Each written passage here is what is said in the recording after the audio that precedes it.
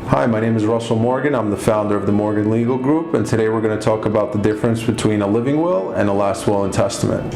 A lot of people come to me for a will, and unfortunately a lot of times they'll use the terms interchangeably. I need a living will, I need a last will, and today we're going to explain what is a living will and what is a last will and testament and why both are important.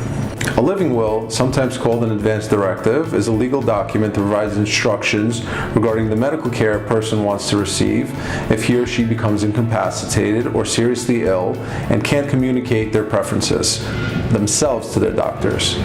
The details of the living will often include considerations such as whether the person would like to have sustaining medical treatment or feeding and breathing tubes to be used.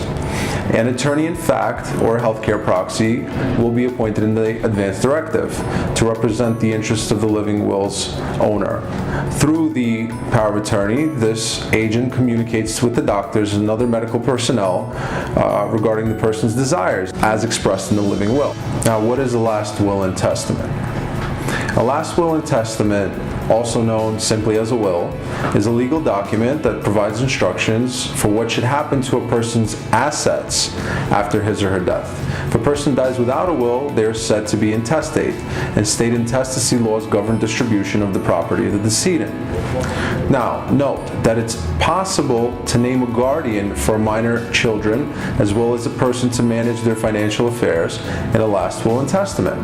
Quite simply, if you are a parent of a minor, you should have a will. The person drafting the will, called the testator, chooses an executor of his estate who will carry out the will's provisions through the probate process. The executor is responsible for gathering property, keeping financial records, and paying any outstanding debts and taxes after the decedent has passed.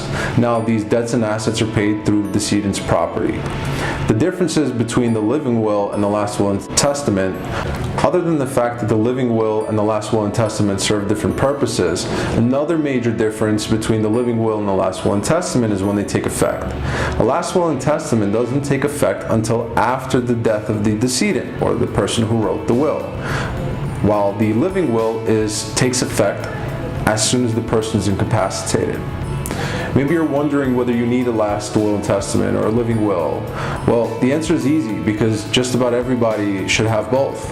Each offers you the peace of mind that your wishes will be followed when you can't make them known, either because of incapacitation or death. In the case of the last will and testament, having one can also make the probate process go more smoothly. And with a living will, it can provide guidance to your loved ones making difficult decisions during a trying time. When should you get a living will and a last will? That's another easy question for me to answer, because there's no time like the present. No one can predict the future, so the sooner you have your preferences recorded in a living will and a last will and testament, the better.